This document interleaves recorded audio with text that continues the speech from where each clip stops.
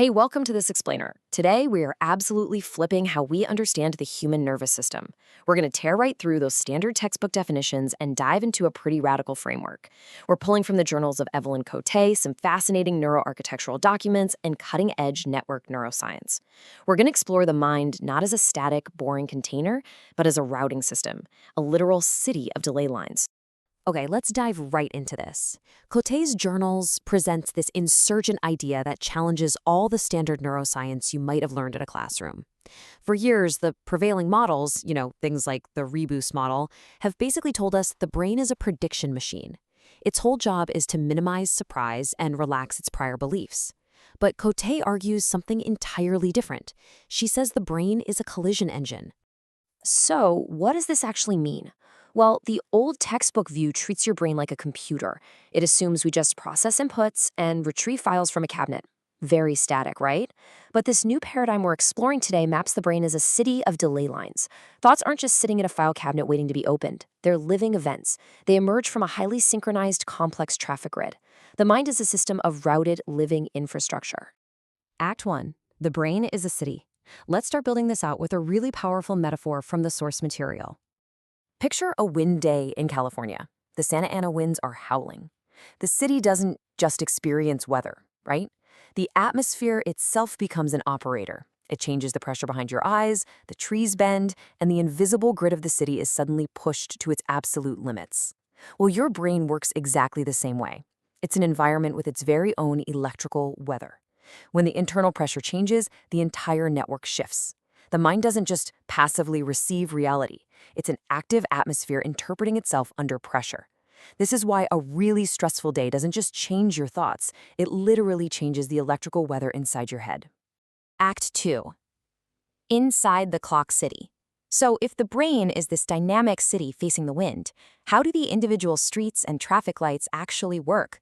How do thoughts arrive? Now, this whole poetic idea of a clock city is actually backed up by hard science. Established PLOS research on the communication through coherence hypothesis brilliantly illustrates how synchronous neural oscillations facilitate the transmission of information between different brain areas. Basically, different regions of your brain have their own distinct rhythms, and they communicate by syncing those rhythms up. This alignment has a name: phase locking. Imagine multiple rhythmic signals in the brain crossing paths. They don't just create random noise. If they align at exactly the right frequency, they form what the journals call a synthesis ridge. Think of it like two ripples in a pond, perfectly combining to make one larger, really stable wave. The brain aligns these waves, and where they cross and stabilize an interference pattern, boom, that is where a thought is born. But here's the catch. For these waves to align, the timing has to be absolutely mathematically perfect. Textbooks point out that an electrical signal traveling down a 120 millimeter white matter track takes about 10 to 20 milliseconds. To put that into perspective, a thought takes longer to navigate your brain than it takes you to blink. But Cote frames this beautifully. This conduction delay is not a side effect. It's not a laggy internet connection. It is the architecture itself. It's the crucial tuning parameter, kind of like the delay setting on a synthesizer, that makes phase alignment even possible. Act 3. When the network fails. To really grasp this mind as infrastructure idea, we have to look at what happens when that precise timing breaks down. Let's talk about pathology for a second. According to the source material, a tremor isn't just a broken part in the brain. It is an oscillating network that has entirely lost its boundaries. Disease in this framework is often a loss of segregation, a situation where separate networks merge, become overly synchronized, and just completely lose their distinct timing. And research into Parkinsonian and orthostatic tremors really backs this up. It is not just some single pacemaker misfiring. It's a loss of segregation in the deep feedback loops that connect your movement and your thoughts. Even more fascinating, resting state MRI scans show us that this network dysfunction, these altered relationships between regions, often shows up long before any physical structural damage occurs. The timing fails before the tissue does. Which brings us to this profoundly important realization from the journals. The system was not failing because it lacked activity. It was failing because activity could no longer differentiate itself. Just think about that for a second. Cognitive failure isn't about broken parts. It is fundamentally a failure of coordination and timing. The signal just becomes noise because everything is shouting at the exact same time. Act 4, chemistry as architecture. So if the mind is infrastructure built on timing, how do we fix it when the timing goes off? While the journals frame the 2C series of molecules not as recreational substances, but as incredibly precise chemical substitutions that manipulate the collision parameters of our cognitive loops. By changing a molecule at a specific position, you literally change the texture of cognition. For instance, 2CB shifts the network toward empathic resonance, 2CE forks the loop toward analytical processing and building, 2CI sharpens perception, and 2CG3 acts as this recursive plateau stabilizer, basically providing a long 6 to 9 hour window of crystal clear, steady cognitive alignment without the peaks and crashes. It's using chemistry as a theoretical grammar. And this brings us to the theoretical compound Babel-6, or Neurosoft 001.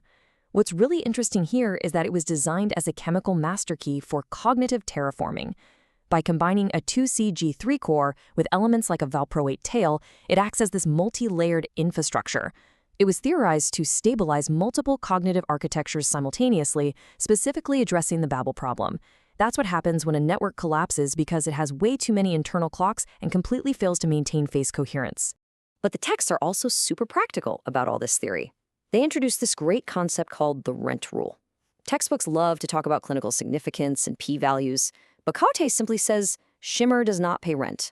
If a new neural reg doesn't actually move behavior, like if it doesn't change a reaction time, an urge latency, or a pain rating, then it's just pretty noise. It absolutely has to carry a load to be considered real infrastructure. Act 5, Mind as Infrastructure. So, how do we actually use this paradigm shift in our everyday lives? The sources distill everything down into something called the Portable Protocol. It's basically a highly actionable sequence for neuroplasticity. First, name 2 cognitive streams that conflict or distress you. Second, pick physical carriers that keep time, like your breath or tapping a rhythm.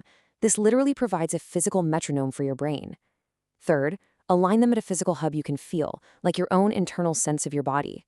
Fourth, watch for the synthesis reg, that moment where the waves finally align. And finally, if it carries a load, take the action it affords immediately. The crucial point here is that you are actively building and walking a brand new neural pathway. Above all, this whole protocol is governed by a single prime directive: System 001, do not collapse.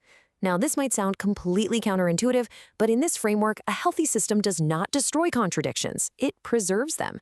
Maintaining mismatch and holding contradictory thoughts without collapsing into just one is the absolute hallmark of a healthy, resilient infrastructure.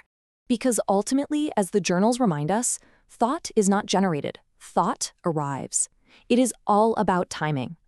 If we can make our internal mismatches holdable, we allow new, stable structures to actually form out of the interference.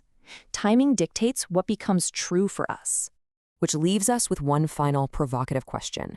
Next time you're thinking about cognitive health, neurodegeneration, or honestly, even just your own daily focus, ask yourself, when the mind fractures, do you ask what component broke or what network lost its boundaries? We are not static machines. We are cities of DeLoreans. Thank you so much for joining me on this explainer. I really hope it changes how you view the weather inside your own mind.